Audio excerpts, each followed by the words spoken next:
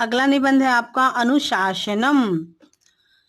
मानव जीवने अनुशासनम अति महत्वम अस्ति। हमारे मानव जीवन में, है ना, अनुशासन का बहुत बहुत अधिक महत्व है। नियम पूर्वक अगर हम रहते हैं बचपन से, तो हम हर क्षेत्र में आगे बढ़ सकते हैं, हर क्षेत्र में सफलता प्राप्त कर सकते हैं। तो जीवन में अनुशासन होना अति आवश्यक है। नियमबद्ध कार्यम एवं अनुशासनम अस्ति। नियम पूर्वक कार्य करने को ही अनुशासन कहा जाता है। जैसे कि रोज नियत समय पर उठना, रोज नियत समय पर रोज के कार्यों से निवृत्त हो जाना, नियम समय पर भोजन करना। तो ये सारी चीज़ें जब एक समय पर होती तो उसका इफ़ेक्ट कुछ और ही होता है, उसका असर कुछ और ही होता है।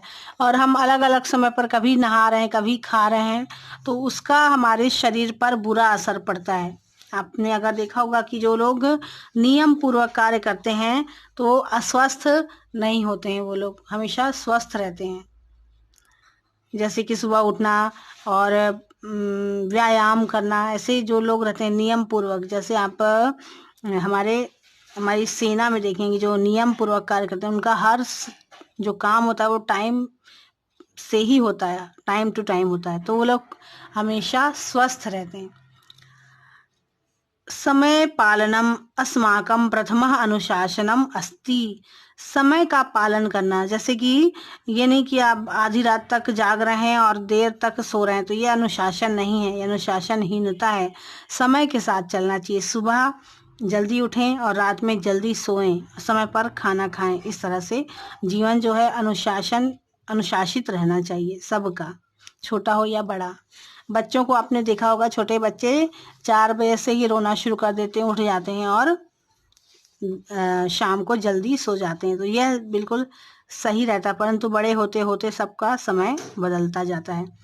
मिथ्या मा वद उपकारम कुरु दर्प मा कुरु इत्यादः अनुशासनस्य अन्ये पाठाः सन्ति। मिथ्या मा वद अर्थात झूठ मत बोलो, उपकार करो। उपकार का अर्थ ये नहीं कि हम किसी का पैसे देकर ही मदद कर सकते हैं। उपकार हम किसी के कार्य में मदद करके भी हम उपकार कर सकते हैं। दर्प मा करो, घमंड नहीं करना चाहिए। ये सारी बातें, ये भी अनुशासन के अंतर्गत ही आती हैं, है ना। अनुशासन का अर्थ क्या है कि हम जीवन में वही करें जो सही है, अच्छी बातों को ग्रहण करें और बुरी बातों को अपने से दूर रखें, यही अनुशासन है। अनुशासनेन एव विद्या प्राप्नोति। अनुशासन में ही रहकर विद्या प्राप्त की जा सकती है। विद्या तो सब प्राप्त करते हैं, परंतु जो अनुशासित रहकर विद्या प्राप्त करते हैं, विद्या अध्ययन करते हैं, समय के अनुसार चलते हैं, टाइम टेबल को फॉलो करते हैं, तो वो हमेशा सफलता प्राप्त करते हैं, अच्छे से अच्छे अंक प्राप्त करते हैं। अनुशासनेन एव देशम महानम भवति। अनुशासन के द्वारा ही हम देश को महान बना सकते हैं। देश को महान बनाने का अर्थ यह है कि अगर एक एक व्यक्ति अगर नियमों का पालन करने लगे, नियम से चलने लगे, अपना कार्य समय पर करने लगे, तो सारा देश जो है वो सुधर जाएगा। और अगर देश अच्छे से नियम पूर्वक चलेंगे तो फिर देश उन्नति भी करेगा। तो यही इसका अभिप्राय यही है यहाँ पर कि अनुशासनेन एव देशम महान भवति। जहाँ अनुशासन होगा जिस देश में, वही देश महान बनेगा। प्रकृति अपि अनुशासनेन एव चलति। प्रकृति भी अनुशासन का पालन करती है। आपने देखा होगा कि समय पर ही अपने आप ऋतुएं बदल जाती हैं। हम कभी कभी देखते हैं कि लगता है कि अरे कल तक तो इतनी गर्मी थी, अब एकदम से बारिश होने लगी। कभी कभी ऐसा लगता है कि अरे कल तक तो इतनी ज़्यादा बारिश हो रही थी, अब एकदम से गर्मी पड़ने लगी। तो इस तरह से आप देखेंगे प्रकृति, पेड़ पौधे सभी नियम पूर्वक अपना कार्य करते हैं, नियम पूर्वक चलते हैं। समय पर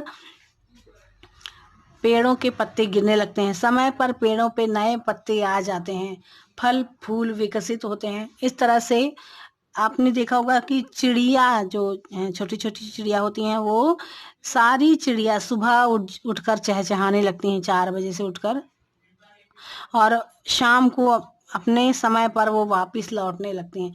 तो ये सारे जो हैं पशु पक्षी नियम के अनुसार ही चलते हैं, परंतु सिर्फ मनुष्य है, उसने सारा नियम उलट पुलट करके रख दिया है और अपना तो जीवन हम सभी ने नर्क बनाया ही हुआ है।